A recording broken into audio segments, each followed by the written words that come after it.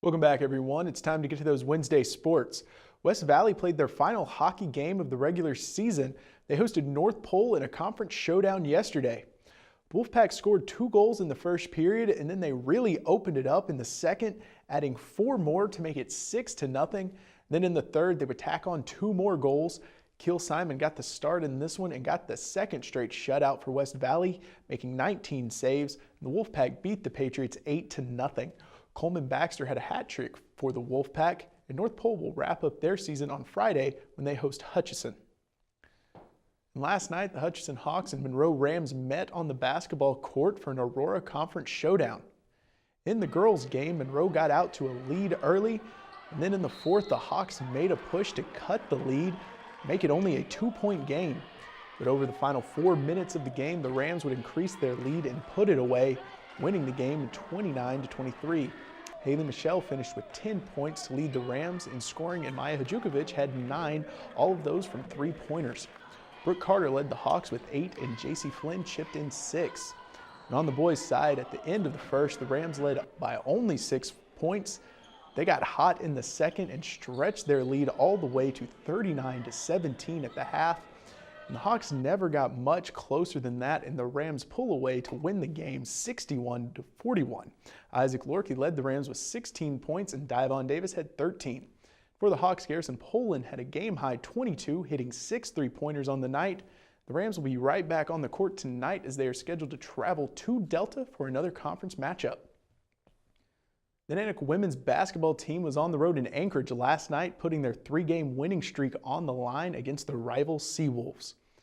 And at the end of the first quarter, it was close, with the Nanticks only trailing the number 3 Seawolves by only 7 points. And in the second, the Seawolves started to pull away. They outscored the Nooks by 14 in the second quarter. The Nanticks kept within striking distance, though, until the fourth, when the Seawolves just blew it open, only allowing the Nanticks to put 8 points on the board in the final frame.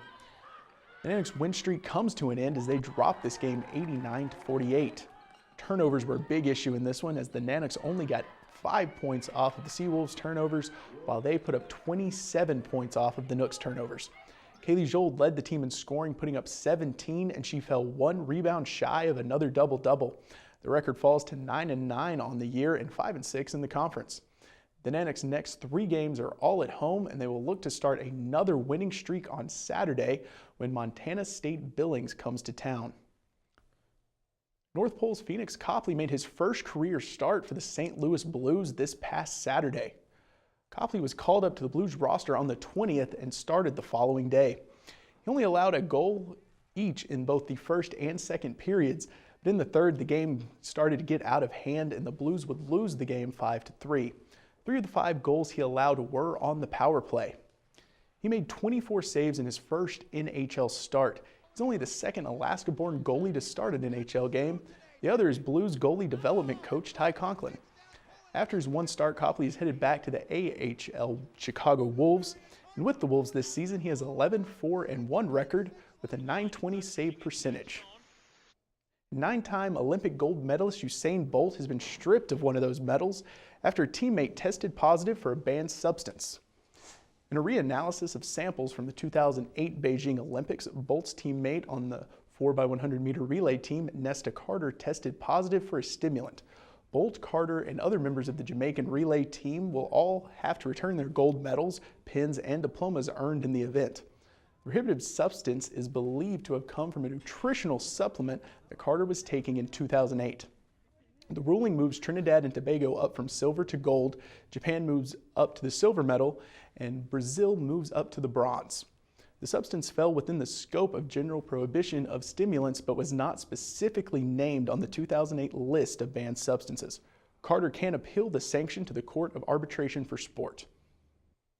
That is going to wrap up sports for tonight. Mike Schultz says we are looking at a great weekend with continued mild temperatures.